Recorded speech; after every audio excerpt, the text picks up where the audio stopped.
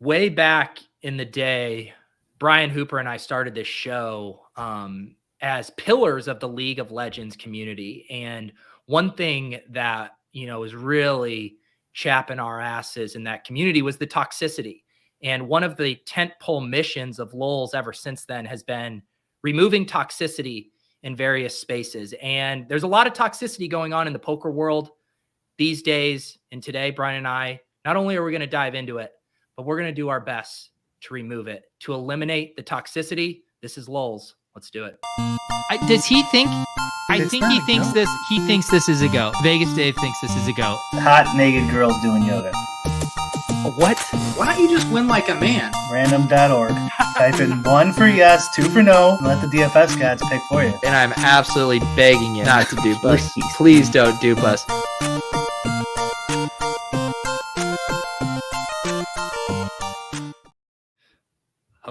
Hello. What is up? ATX is excited. Daniel making his first live show in 2 years. Holy cow. Long-time listener, first-time live viewer. Welcome, Daniel. Paul, indeed, I am on my road to 15K. My giveaway challenge for best ball drafts definitely helping me out there. Almost to 13K. No draft on today's show, but we would love it if you subscribed, if you liked, if you commented. GM, yes, IO. We're going to talk some poker drama today. Brian, how are you doing? Good. Fantastic.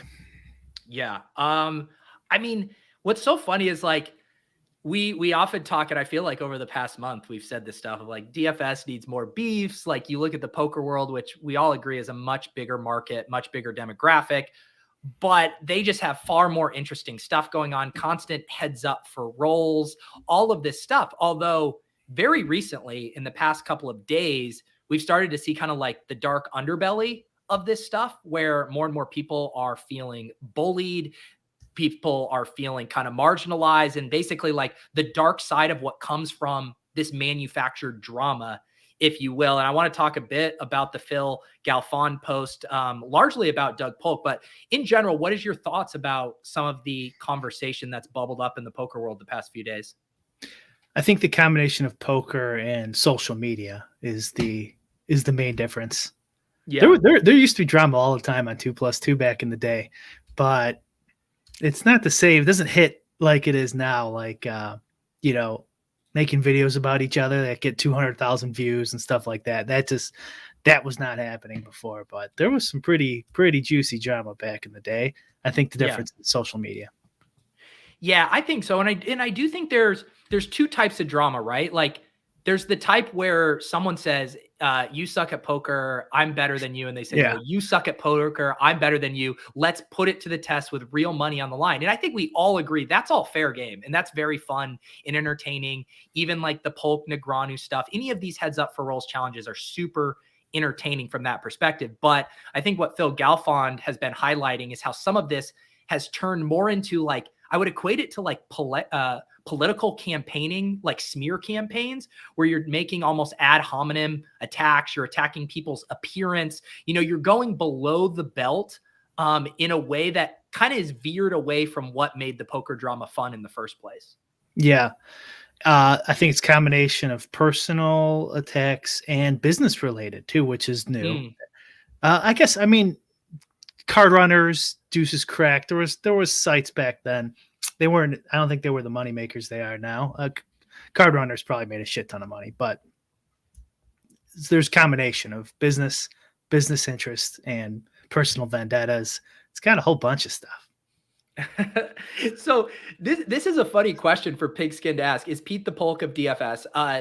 No. I think if you were to try to do a very weak poor man's analogy, I would say I'm probably more Joey Ingram of DFS than Polk, I think is a better comparison. Yeah. I think you're still different than there's not a lot of developed media personalities in either of them, honestly. So true. Yeah. The thing about the Polk stuff, right? In this post that Phil Galfond wrote, it's called The Elephant in the Room. If you go to his Twitter account, it's pinned, and I can drop it in the link here. It's a long post, but when he gets to kind of the meat of it, it's basically him saying, I've kind of sat on the sidelines for far too long.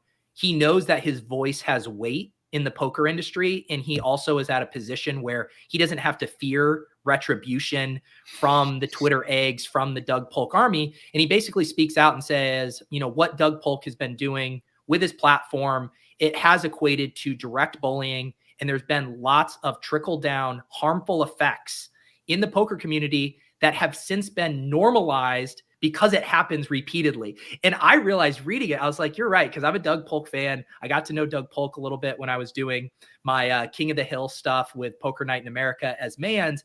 And when stuff happens, it's like the analogy, right, with the frog. If you toss him into boiling water, he jumps out. But if you slowly turn up the heat, the frog just dies because he doesn't recognize. And it was kind of now that you say it, a lot of the stuff he is doing is very mean, very bullying. And I didn't realize it until someone kind of like poured cold water on your face with it. It doesn't. I mean, this happens a lot of the time too, where when it's in your self-interest for this guy to succeed and stuff like that, you might be a little quiet. You might not come out and say it. Not just that he's got a big platform and can attack you too. It's like, maybe they want to be friends with him, use some of his influence, things like that. And they don't say anything. I thought it was pretty, I could understand. I've watched a decent amount of his content. I don't know the man. I don't know any of the details here, but we're doing a gossip thing here. So that's what we do around. Yeah. So he kind of, I could see by watching him, some of it, I could be like, okay, I could believe he's an asshole. Yeah. I could believe he's I don't know if it's sociopath's the word. And I think that Galfond was a little bit of, what's that meme? I ain't reading all that meme. I'm happy for you though. It was a little long. So I skimmed some of it, but he says in there, he doesn't think he's a sociopath, which is worse because then that means he's like calculating all this stuff. I was the same as you. I was reading it late at night and I was like, I need to go to bed. And I'm like, but I got to read this. And I was just skimming until I got to the Doug Polk stuff because that was the part I wanted to read. And that's not to take anything away from Phil. Phil's a very smart thinker. He articulates his thoughts well, but I was like, I'm taking it away. Sorry. It was too fucking long. It's like, what is a good person? It's like, okay, Phil. Yeah. What does it mean to be moral? Yeah. Like, all right, guy. But I understand. So I think the reason he did that, probably two reasons. One, he wanted to share his full range of thoughts, but two, you have to kind of soften the blow, right? He didn't want to start out the post with Doug Polk is a big bully and he must be stopped. He wanted to ease into it. You do a little calisthenics, a little warm up. It's also very modern language, bullying, blah blah blah, and all. And you can't just say like this guy's a piece of shit, or whatever. Yeah. And so I want to get into a couple things about it because a couple of the comments are hitting on this right now. Drama is what gets views. And that's what Doug has always struck me as. Doug is, and Phil spells this out as well. He's very savvy. He's very good at marketing. He's very good at YouTube, search engine optimization. He knows what levers to pull to get eyeballs on things that he can either make money from or that he benefits from. And so if you set that as the table stakes, you start to realize everything he does is to generate views, downloads, and potentially, subscriptions to Upswing, yada, yada. And so in that way, it is very calculated. I think a lot of these things, do I think Doug Polk gives a shit about Charlie Carrel at all? I don't, but it's a conversation piece of fodder that he knows will generate views, generate interest, and put him and his properties under the limelight. Do you agree with that kind of basic premise? Sure. I also think there's an element of he is a winner, or whatever, someone who gets really good at things, and people who do that obsess. And he just and I like when people switch from poker or different industries and succeed at it. A lot of guys have done this and other things. So when he switched over he was kind of more of a full-time crypto streamer there for a while, wasn't he? Yeah. And I think it's cool when guys get into different things and succeed and they don't have to go back to the corporate gig, or something. I always kind of respect that. So I think just his personality makes him good at whatever he's obsessing with at the time. And so I don't know if like necessarily that's like, okay, he's good at this stuff, therefore he could just shit on anyone, where maybe that's just part of the process of being good at YouTube. And then this Charlie guy just got in his sights. But I can't remember if he says in here too he had a vendetta against that guy. Against Charlie? Yeah. I think he mentions Justin Bonomo in here, and just from my outside view, I think like guys like Justin and Charlie get categorized as these like woke virtue signaling types within the poker community. And I think that like rubs a lot of people the wrong way. And a lot of I would say like Vanessa Selps generally fell in that category too, where I see like the kind of conversations that pop up on Twitter and these guys are kind of like battling. And so it does seem like maybe ideologically they're different. And so it's like an easy target. If you're like, my audience rolls their eyes at this kind of behavior, if I shine a light on one of the more absurdist things within this realm, I know that's going to play very well from everybody getting their popcorn kind of standpoint. Andrew says in the comments that Charlie's anti-woke. Oh, really? Okay, then I'm completely I'm completely out base. Because I've also seen Polk say what was his campaign against the governor? Oh, the one in Vegas? Yeah, wasn't it? Yeah. She wanted to open the casinos and he wanted them shut or something. Okay. Yeah, that was so long ago. Yeah, I forgot about that. Yeah. I can't remember. There's been so many poker controversies, I can't keep track. But I guess too, like thinking about it again from the clinic, a lot of it, what it reminded me of, and someone said here in the chat, is it Polk's fault? Where is this? Is it Polk's fault that other people act poorly?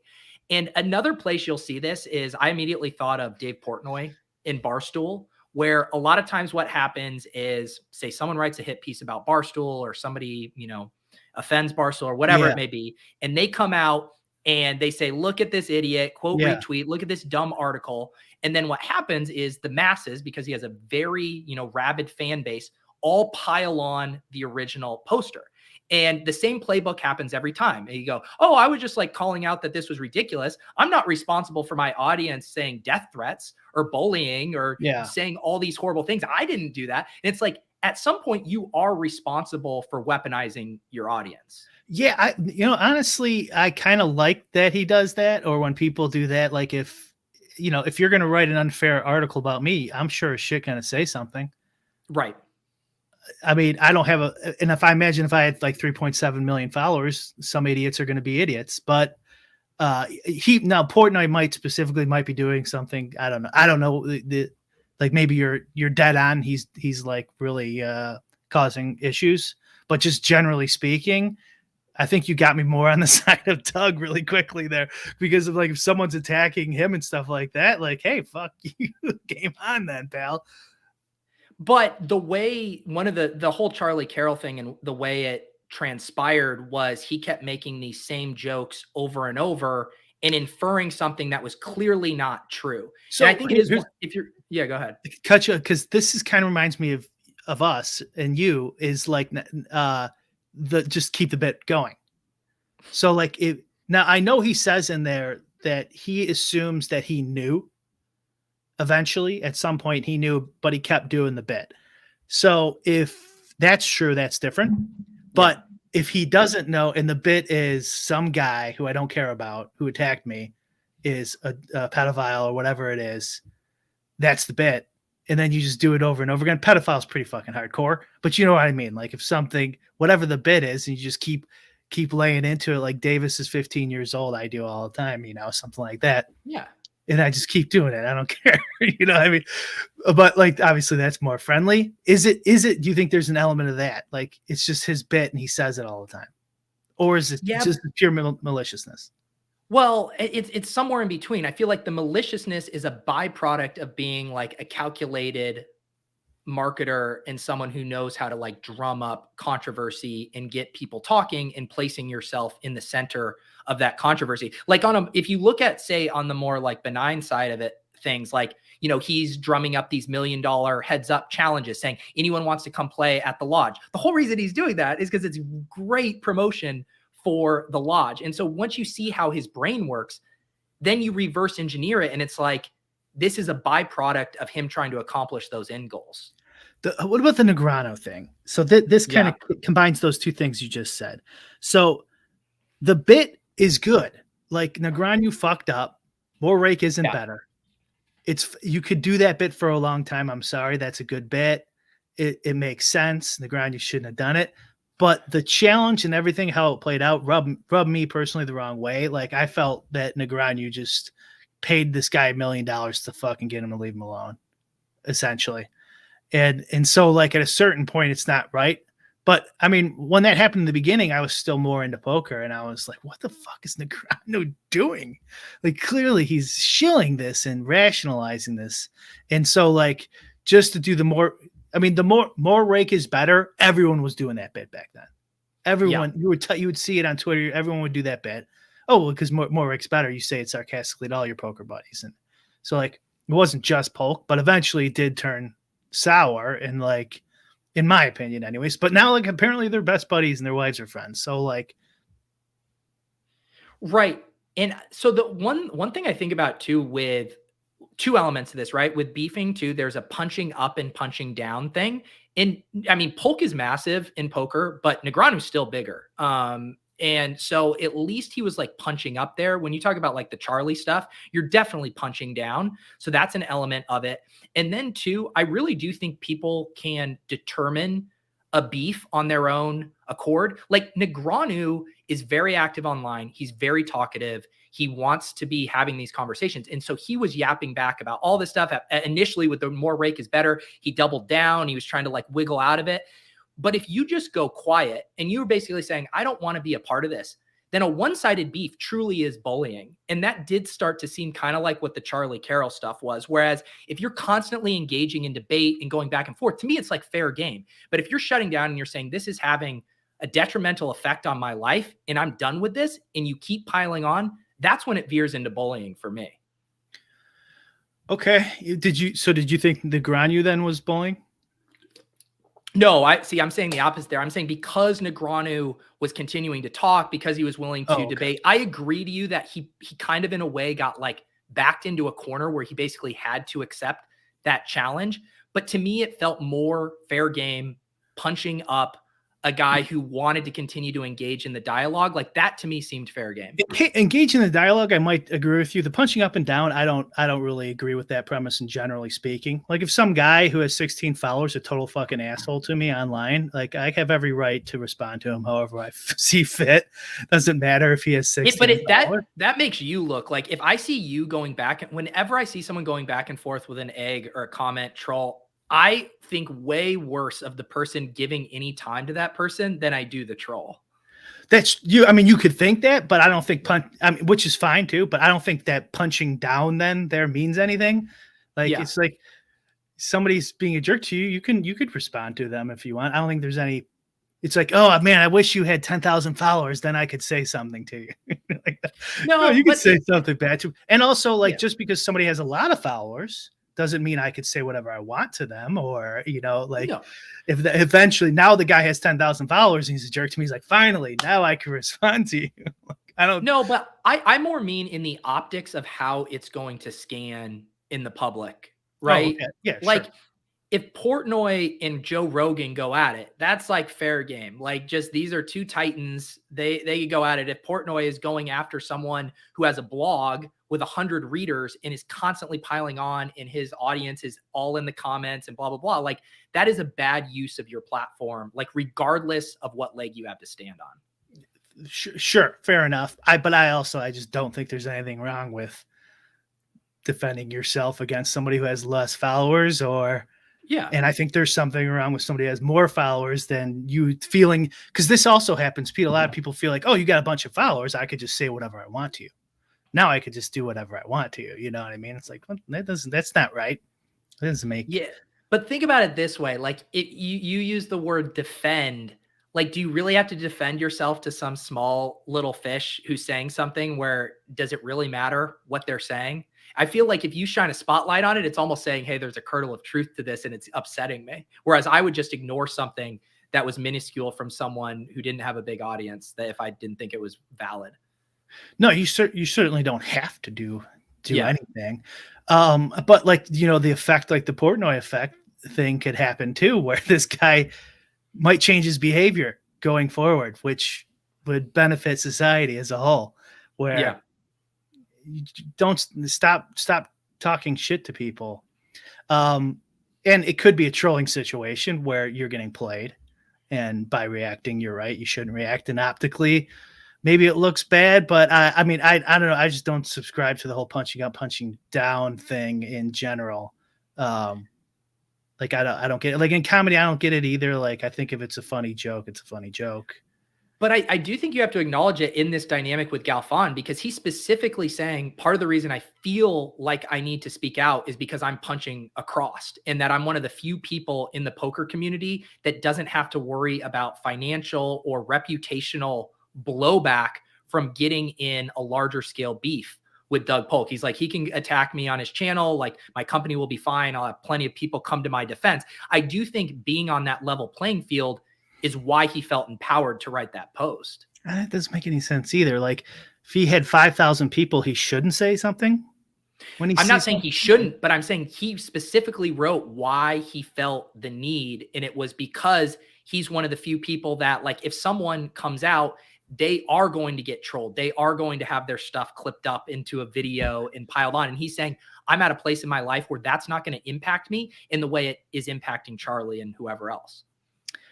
Yeah, I mean, I hear what you're saying. I like the whole general sentiment too is also like, why now? Why not say something before?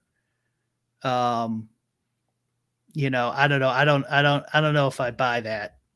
Where it's like, oh well, because I get that just the obvious logical inference that he has a lot of followers, so Polk can't hurt him as badly as someone who has less followers than him.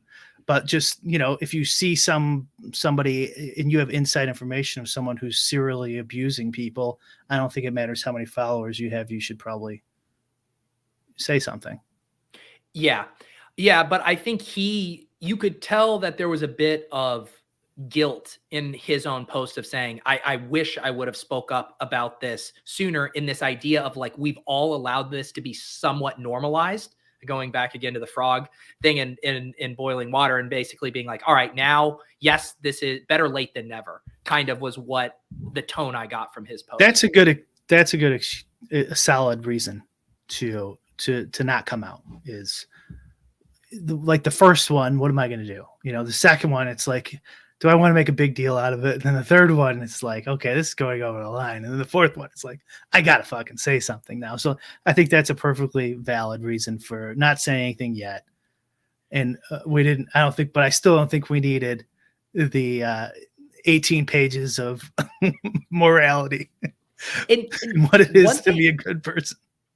I'm just thinking about this more, and one thing that actually juxtaposes this in a good way is, you mentioned Doug when he had his foray into doing a ton of crypto streaming, and what he had a ton of success with, and he blew up his account on the back of, was exposing scammers in the crypto community. There was the BitConnect guys. There were the kids who were like shilling the altcoins, and he just went hard on those guys. And it did feel like fair game, right? Because if you're like a scammer and you're getting exposed, to me, you are doing the public a service, and you were doing it in a funny way of being like, these guys are trying to steal money from you. And also I'm going to make fun of what douchebags or how dumb they are.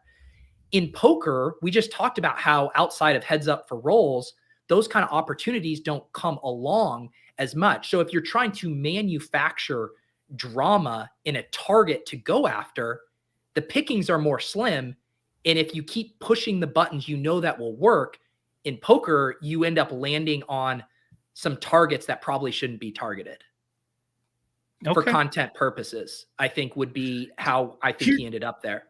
Here's one I thought was really strange. And I'm looking through the article. I'm trying to find the guy's name, but maybe you could remember. Do you remember when Polk had a video about a relationship with another poker player he had that fell apart?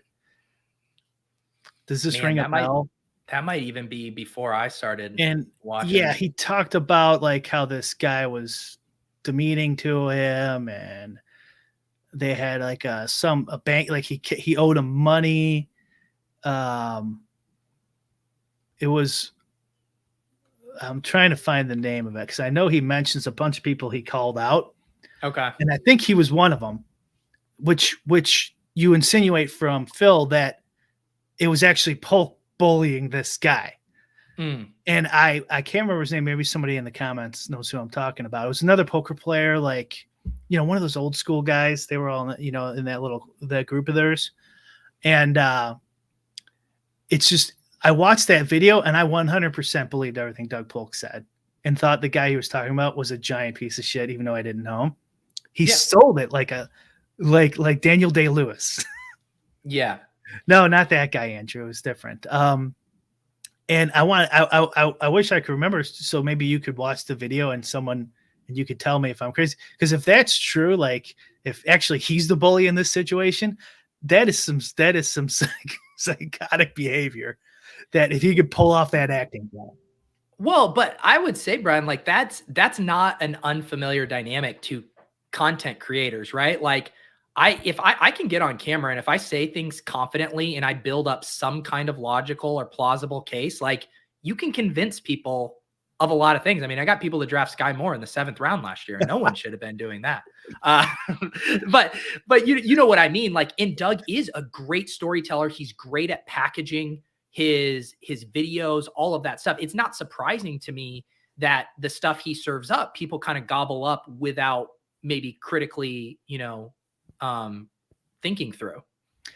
I agree. I agree 100% with that. But I'm telling you, this video was, either a masterclass in acting. The Daniel Negreanu poker masterclass.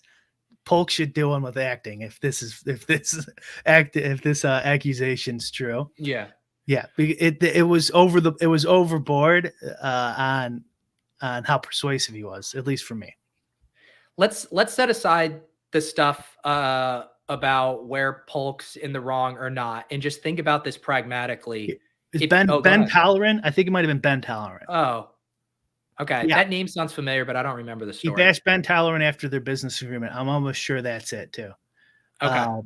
So yeah, there's a Ben Tallerin video on Polk's channel where he bashes him. I think he does it multiple times, but there's one specific one where he does this whole soliloquy of what happened, the ebbs and flows of the relationship, and how abusive this other guy was. Yeah. And how it made him feel, and like it really hurt him. Yeah. I was like, man, I feel bad for you. And here's what the story, this is what Phil says. They keep getting brought up in conversation. Lug has come after countless people. So in his words, he came after this Ben Tallerin guy. So I think that's and I haven't heard anyone say anything on Twitter about it, but I watched that like 2 years ago, probably. Yeah. And it was surprising when I saw Phil write about it in this. Because you didn't have to mention that. You could just do Daniel, Charlie, the big ones. blah, blah, blah, Berkey now, which we haven't touched on yet. But he specifically mentioned him, which it's great. I don't know. I sound like a madman here. Unless you see the video, you don't know what I'm talking about. Anyways, go ahead. Sorry. Yeah. I mean, I think Phil was just trying to show a pattern of behavior across a ton of different, situations where it's like the same stuff pops up over and over again. Sure. But like this one specifically would not be one that you would bring up. This would be one where he was abused. Yeah. And to mention it, I'm not disagreeing with Phil, by the way. I'm just saying it's surprising that he would, if he put that in there purposefully, is what I'm saying. So his story on that, Phil is either not buying or something, and then the acting job. Then now, listen, two people could have different sides of a story, and maybe he really, really did feel hurt, and all this other stuff he says in that video. This is entirely possible. But it just struck me as a name that he brought up that he didn't have to. That's like, God, this guy might be a psycho. Yeah. But what I was going to ask is like, what do you think? Because Doug Polk has been quiet on social media, even in his post Galfond reference. Like, I'm sure Doug is going to cut up all these clips making fun of me. Like, that has been his defense mechanism to criticism previously. Is like, sure, you could probably make a pretty funny video attacking Phil Galfond, although he's pretty well liked in the industry. But I'm betting Doug and his team could probably find a way to do some playful jabbing. Do you think he takes that line, or do you think he says, hey, this is actually too big? I'm talking like strictly like if you were on his PR team, like how would you be advising him to handle this situation? I don't know. He's not in a good spot. I don't know. I mean, he tried that apology video. That didn't work. Yeah. Right. Because it basically, people were saying this isn't enough. This is not reflective of the damage that was done. This is years too late. You need to do more. Yeah. Which there's and now, a big element of when the mob comes for you, though, it's never enough. True. Definitely. Yeah. You could keep doing, you could do a series of shows and there will still be people that say it's not enough. I think it's just interesting to see how he approaches this, because normally it's been comedy. I don't have an. What would you if you seriously were being paid $100,000 a year to be on his team? What would you tell him?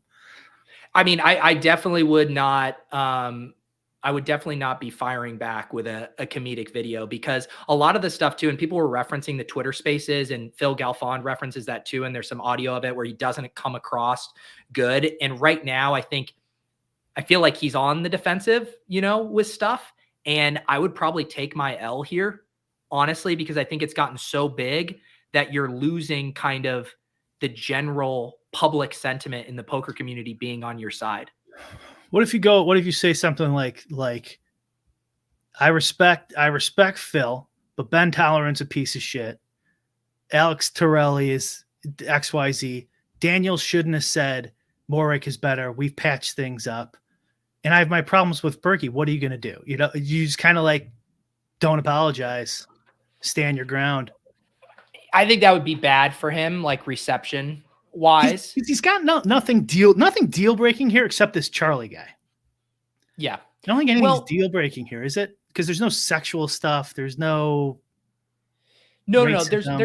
There's no like. This would probably fall under like getting soft canceled, right? Where just people, there's such a groundswell of like, hey, we don't want to support Doug Polk. You start to see a trickle down effect of people saying, I don't want to go play at the lodge. Maybe the two nicest guys in poker, Andrew Nemi and Brad Owen, say, hey, we don't want to be associated with Doug if he keeps doubling, tripling down on these beefs. And now it's too much reputational, contact high for us. Like, that's where I think it would really start to get him if there were kind of tangible results. Everyone goes to what's Phil's site, Run It Once. Everyone's leaving there for Upswing. Like, if it actually happened in the dollars and downloads and networking aspect, that would be meaningful to Doug. What about like a version of what I said, but a letter response to Phil on his Substack or wherever he wants to post his website, but just like I said, where he's like, I have to disagree with Phil on the Ben case. This is what he did to me. Here's my video of me sharing my soul on what happened. I disagree with on this case. Here's the video of what I think happened, and I've apologized to Charlie and I'm going to do it again. Something like that, so you like. Yeah. So instead of a pattern of abuse, it's a disagreement on perception. Yes. Although the problem is for every example he comes up with to debunk, someone can point to another example of him doing. And so that's why I think it's more saying like, hey, I've made some mistakes. Some of this stuff I felt was justified and was me calling out things, but I am going to make a concerted effort to change the tone and the tenor of how I handle these situations going forward, knowing that they've had a negative impact on people's lives. I mean, if the professional athlete, that's exactly what they should say. Yeah. I mean, that's what they do say, and they never mean it. Well, again, the court of public opinion will quickly judge him on future actions, whether he's, holding up to that promise or not. Yeah, I think that, like I said, I think when they come for him, they're going to do it either way. I think with that statement, either way, if they're done with him for the most part, everything he posts is going to get ratioed. Yeah. Regardless of that, even mine, which was basically similar to yours, just more long form response. Yeah. I don't think that would work either. Either you're going to get ratioed or you're not. I think he's kind of fucked. I don't think he would do a written thing, just because I think in general you play in the sandbox you're most comfortable in, which for him is going to be like a scripted and well edited video, would be my guess how he would respond. Where Galfond's not going to feel like, if those two did a debate where they prepared, like Doug would probably come across a little bit better on camera, a little more confident, a little bit more battle tested, like on screen, whereas Phil's going to feel much more comfortable articulating his thoughts. So that I'm guessing if we see any response, it'll be a Doug video, and or maybe he does get together with Joey and they do like an interview, fireside chat type thing. I think that's where he will ultimately do some kind of response. But knowing Doug, even though it might be best for him to just like lay low and let this go away, I think even still the little content, wheels will be turning for him and be like, let me just make some lemonade out of these lemons. Let's make. I'm trying to think like a scumbag. Here's what I would do. If put your scumbag hat on, Pete. You pick out the one that's least accurate of the accusations, and then just fucking hammer it, and go like, this is not right. They're wrong. They're wrong on this, and then from there it sowed seeds of doubt. Yeah. So it's like, they're wrong about the Ben Tolerant one. Why do you believe them on anything else? Right. Well, and I think the problem is now there's so much like public evidence for some of this other stuff that you don't have as much plausible deniability. But you give your allies a talking point. Yeah. Yeah, it is just a really interesting spot. I think for Doug now, because so many people, and too, like there's a reason he has such a massive following, because he's made consistently entertaining content for a long time and has built up a fan base who enjoys that kind of content. So I will be fascinated to see how he handles it. I don't personally think Doug is like innately cruel. I think cruelty is a byproduct of his marketing and how he approaches his business stuff. And that's not letting it off the hook, but it's just saying that I think, like, even this is a really dumb example, but like Brian and I, before the show, every week we're like, what do we want to talk about? Generally the day of, do we have any topics? Like, I know that if I just put like, Pete and Brian talk about whatever, like a lot of people aren't going to want to click on that, right? Like, you got to bring people in somehow. And normally you try to deliver on it. People will call it clickbait, but it's like, hey, if we say we're going to talk about a DFS pro who vanished or whatever, we're going to talk about Empire Maker, disappearing from Twitter. Like, so you do have to play that game of, why should people watch your content? Why do you pull them in? Doug's really good at that, but you also know the most effective things are often sensationalized, are often drama fueled. And if there isn't drama kicking around, the content creator sitting here saying, hey, I can't just fire up a live stream about a couple of hands at the lodge last night. I need something that's going to rocket a view into 100,000 million view territory. And I think that's where you get in trouble, trying to reverse engineer content for clicks on drama that isn't actually there. So then are you saying that this isn't like a pattern of what's the term? What would the term be? I want to say, abusive or whatever, like a personality disorder type of thing.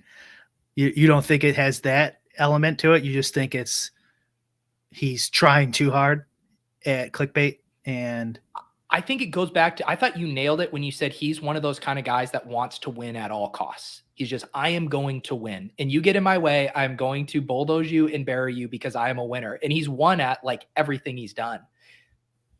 Yeah. Yeah. I'm leaning more towards you get like super obsessed with it, and maybe someone getting in your way you have to like get them out of your life because they're taking time away from you becoming awesome at this. But well, let me give you an example, Brian. If I wanted to, have you seen that account, Fantasy Receipts? Have you seen that account floating around? Yeah. So it's just like it says, it's like freezing cold takes, but specifically for the fantasy community. The account is really shitty, not the premise of it, but the execution of it. is just like really bad. And it's now not even doing like good. It's just like scraping the bottom of the barrel, trying to find dunks and like, trust me, there's plenty of dunks that you can. I saw a Siege one the other day. Yeah.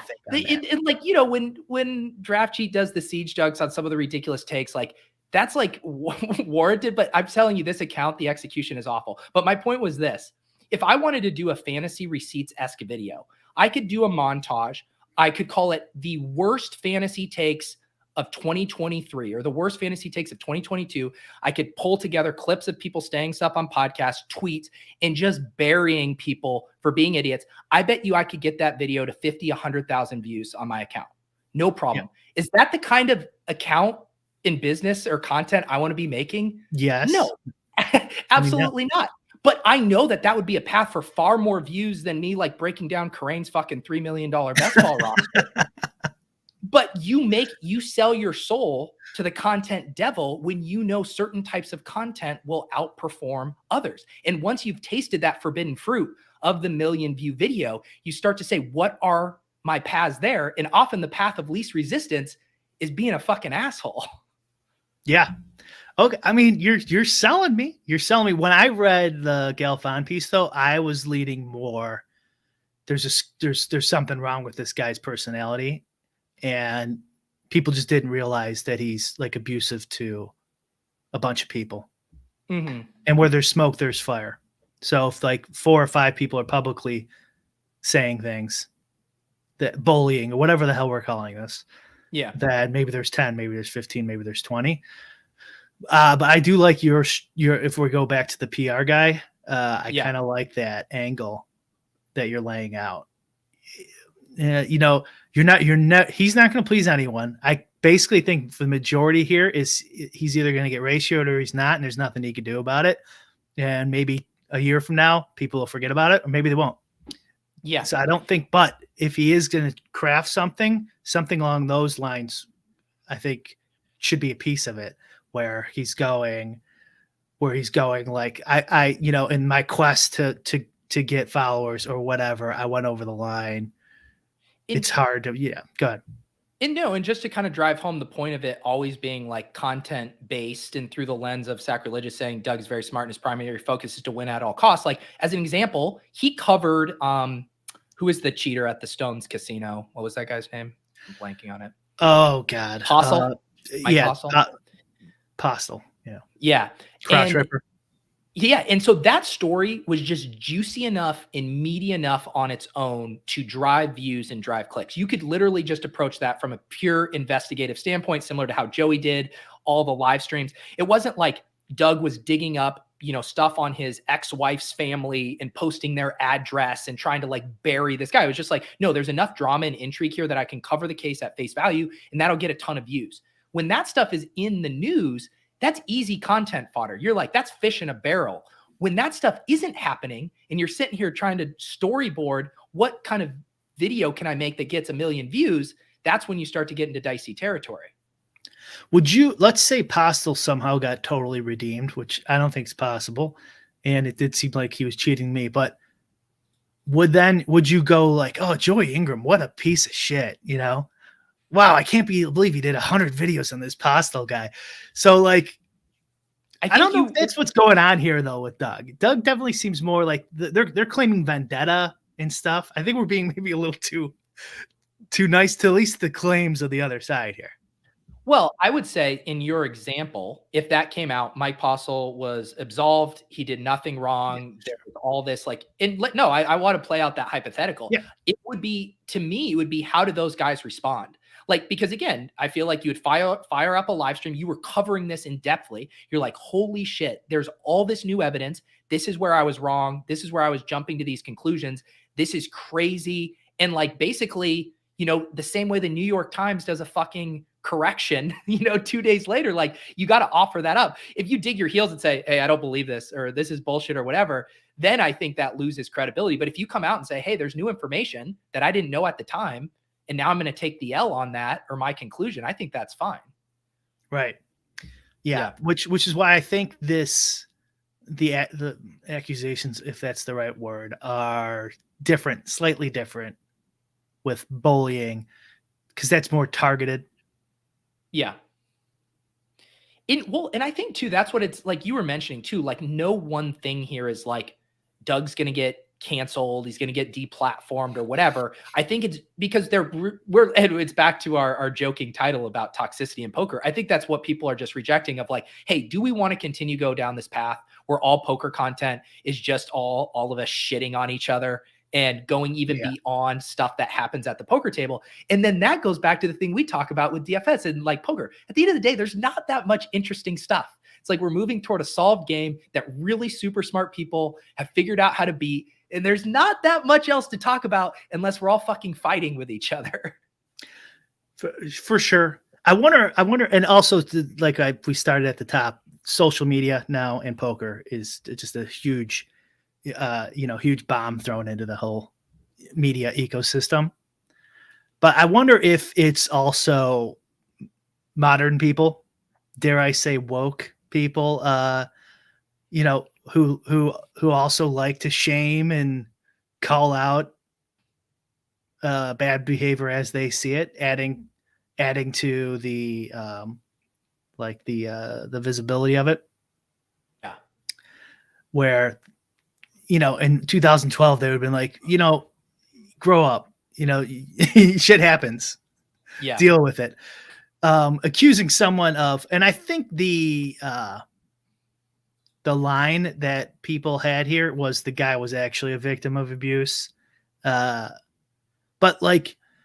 this might be seen as, a callous take, but like if he was doing a joke or something like that, like you can't know everybody's history of their entire lives.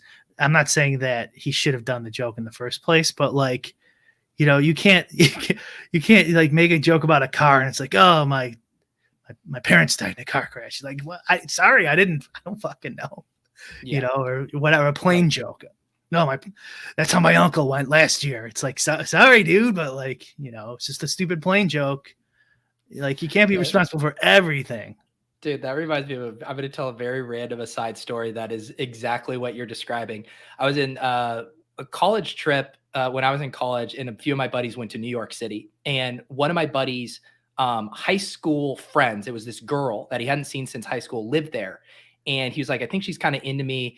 Would you guys mind like wingmanning for me one night and he's hitting it off with this girl from high school. He hasn't seen whatever. I'm talking with her friend, just playing. I'm with Lauren at the time already. So I'm just being like a good wingman, keeping her friend. Yeah. We're going and we're going to go back to our apartment and we're going to like watch a game and he's going to like hook up with the high school girl and like everything's going swimmingly. And we are on the metro or whatever.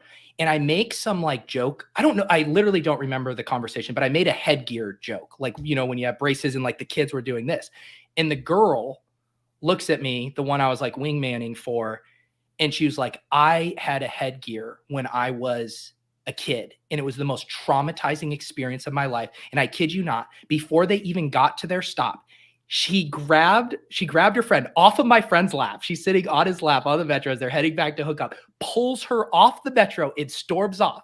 And my buddy John is looking at me. What did you just do? And I said, I made a headgear joke that I didn't know I couldn't make.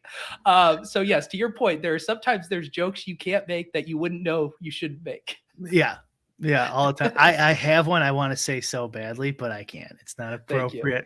And I'll tell you after. Yeah, okay. But yeah. Zach asking, did you see the Barstool, the Mincy, one of their talents, I think, said a racial slur on a video, and then Penn Street or Penn Gaming said they had to fire him and Portnoy was trying to defend him? Oh, yeah. So I saw the tweets. I couldn't tell parody from truth with him. And I saw he was shitting on this Mitzi guy, and I just figured, like, he do that with all his employees? And I didn't know there was something behind it. And then I saw, again, I can't tell parody or truth with him. He took his cancel culture shirt off the Barstool. I didn't see that much stuff. So it must be in response to this Mitzi situation. I just watched the video, and it was basically Dave saying, I wouldn't have fired this guy if it was up to me. In fact, I was trying to fight for him to stay employed.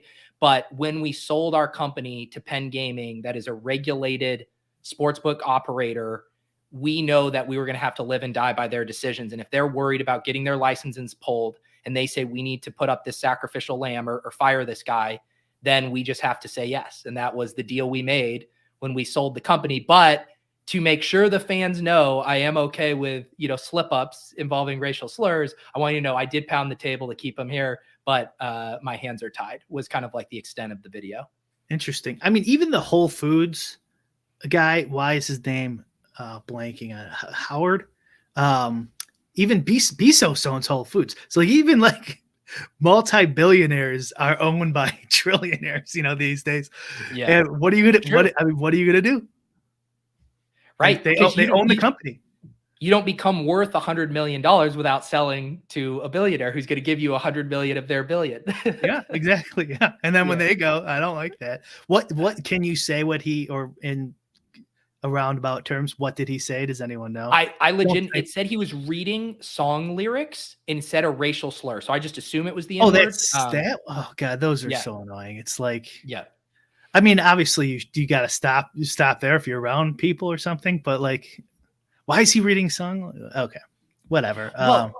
And this goes back to the thing too of like Barstool does themselves no favors, right? Because people are on pins and needles waiting for Barstool to mess up because their history of behavior like weaponizing their audience. And so when they do, the pitchforks come out. My guess is if it was another company with a better track record, maybe the company is able to apologize and suspend the employee as opposed to firing them. Like, I do think it is a specific byproduct of how people in the media view Barstool. And they're like, shit, we are just going to get raked over the coals. We have to do something quickly. I mean, I understand the logic you're using there, but then why buy Barstool initially? Like, exactly what they are. And if you're going to, Yeah. Kitchen saying he was a big, I've seen like a couple of his clip, but yeah, when big corporations take over edgy entities, there's no, but then why buy him, Dave? What I mean, these fucking corporations, they buy shit and ruin it, brands all the time. So I don't know why I'm even. Well, I mean, on paper, right? Like, it makes so much sense. If you ran a sportsbook company, the number one demographic I would want placing bets on my site would be the Barstool audience. Literally, that would be the number one demographic I would choose. A massive group of bros with disposable income who are fucking dumb as shit. Like, that's the most perfect audience you could ever have to bet on your platform. Dare you attack the Stoolies like that? Oh no, I love the Stoolies. I think everyone knows that they're not the brightest bulbs out there. I think it's like another thing too is you don't want to bite the hand that feeds you here, So like if they are a bunch of dummies, you don't want to offend their sensibilities. Then you lose all the money you paid for when 25% of them leave.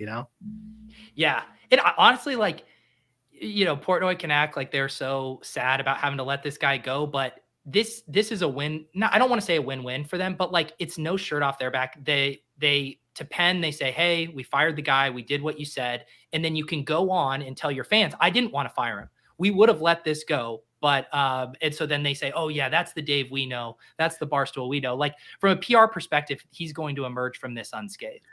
That company's gone downhill ever since they let go of Chris Spags. Hey, their loss is splash plays gain. Is the cancel culture t-shirt removal, is that a bit he did too? I can't tell. They were like, the tweets were back to back, but I mean, that was kind of more what I was saying too, is like, you're saying Penn, it's not a big deal for them. And sure, it could, but like eventually, grains of sand can make a heap, right? So if you I'm assuming a bunch of Stoolies probably don't like cancel culture, and that's why he was selling those shirts. And so if you would go like, fuck you guys, we're taking the shirt out too now. And then you just eventually the Steelers are going to go like, you know what? You're a sellout, Dave. We're not wasting our money on your sportsbook anymore. We'll go waste it at DK. Yeah. And then, it's so funny that the way these conversation topics like ebb and flow, but like the reason I don't actually think Stoolies will ever like vote with their wallet or stop is because they are so obsessed with the reality television show that is Barstool Sports in general. And the genius of that platform is how they have let everyone in on like a very like interpersonal level of someone mentioned, like, this is what Bravo does for trying to get drama. It's like, that's what Barstool has done. The genius of Barstool is that it's a reality show. And that goes back to, I think, the kind of content that people like. And it's like, I think that's why they're ultimately able to get away with being slightly more corporate with their sponsorships, is because they do continue to just pull back the veil and let everything transpire in front of people in a way that people feel a part of it, whether they like it or not. Sure. Yeah. I mean, they've clearly done a good job for what they were trying to accomplish. Yeah. And I think I think it's really just as simple as the corporation is putting their foot down. Yeah. And who knows where it's going to end up. I mean, this is kind of a side corollary, but like, you know, with the recent Bud Light advertising thing where they had to fire a bunch of their VPs, apparently it didn't go over so well. They're losing a whole bunch of sales this quarter. Like, I think it's kind of similar. Like, what do you think Bud Light drinkers are kind of like? Yeah. You know, what do you think Stoolies are kind of like? You know, what do you think they kind of like or don't like? Huh? Anyone there say that? Have we painted the portrait, Brian, of Bud Light drinking, Barstool watching, Doug Polk subscribing? Yeah, 28-year-old bro. They're wearing the cancel culture shirt, drinking a Bud Light. Yeah. Watching the latest Doug Polk video. Yeah. Oh, well, here's my question. Let's do another hypothetical here. What if Dave was the one who slipped up and said the racial slur on Barstool airwaves? They're not doing shit. It's like the star player, right, gets like a 4-game suspension, but the bench warmer gets released from the team. Definitely. Yeah. Definitely. And I have no problem with that. It's like, life's not fucking fair.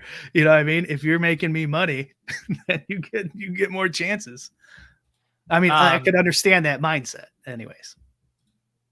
Geez, Kitchen, I didn't know you were such a stoolie, man. You seem to know every inner working. Okay, you guys are better stoolies than me. Wait. What am I missing here? He did what? They're inferring that he did what the guy who got fired did. Gotcha. So, yeah, I missed that story. We're right. Yeah, he did. Guess it got happened to him. Shoved under the rug there.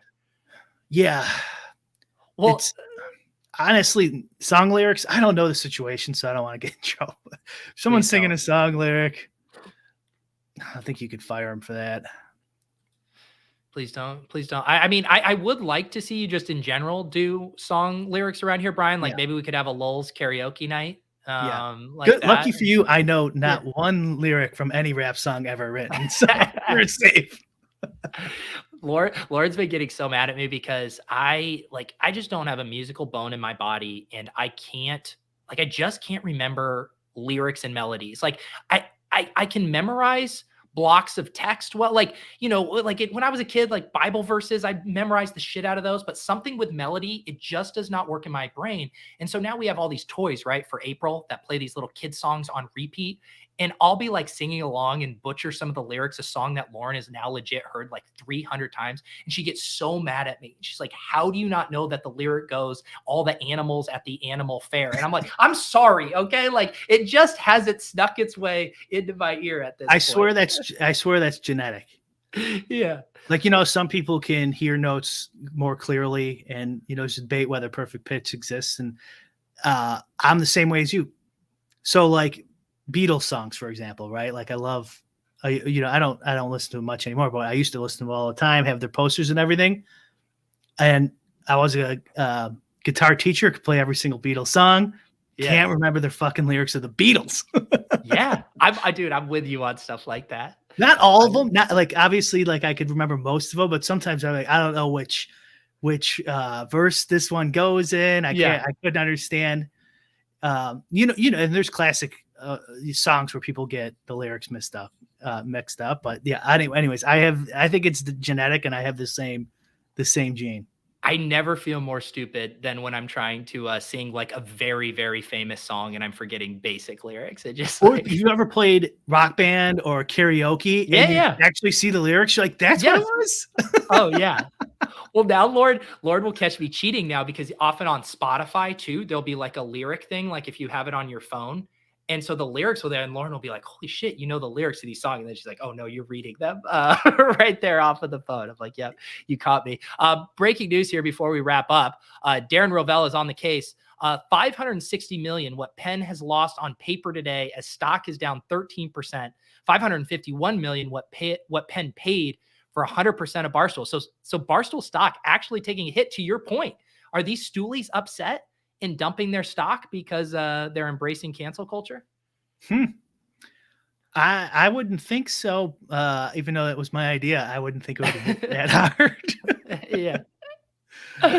Oh man. I don't know if it is though. I love it. We do live in a clown economy, Ryan. Yeah. So there it is. A fun Lulz episode there. Great to get back to our roots talking toxicity here. Yeah, did we do it? Did we finally solve toxicity in the poker community? Hang on, let's do this. Let's just both look at the camera and just make a plea to Poker Nate. Guys, can you just stop with the toxic shit? Like, can you just go back to talking about ranges and blockers and, big pots? Didn't we have, we had a bit. What was our bit? I can't remember any of our Lulz League of Legends bits. We used to have some. Well, the reason the whole toxicity thing started is because the League of Legends hardcore fans who also casually played DFS, they got so mad when the DFS bros came in with their optimizers and solved their game in like 6 slates. And they're like, and they wanted to have their cake and eat it too. They like wanted the bigger prize pools and they like want all the fish coming in who are now playing it. But then they would get really mad about like, well, these guys are using optimizers to make live. It's like, yeah, we are. So I just remember them really being mad at the DFS. I remember like there. anyone could say like the most benign thing in chat. Like, this show's a little boring and no toxicity. No, and it is everyone gangs up on any comment. Those are the good old days. Yeah. The good old days. Brian, anything going on in your neck of the woods? I know we're on upcoming best ball streams. You got some cool stuff going on with the draft caddy here that we might be able to debut soon. It had to switch developers, so it's put us a month behind. So hopefully next week we'll have an update, a big update for the best ball 4. And we'll do it on stream here. People in the chat were saying how is Peter affording to not draft as I am on my quest to live stream all 150 of my drafts. Don't worry, we will be drafting some teams on Lulz this summer for sure. Yeah, definitely. All right, audio will be up shortly. I actually need to touch base with you about my schedule next week, Brian. My parents are going to be in town, so my schedule might be a little wonky, but I will touch base with you. We'll figure it out. Appreciate you guys all in the chat. Stay safe out there. Stay non-toxic, and we'll see you guys next time. Peace.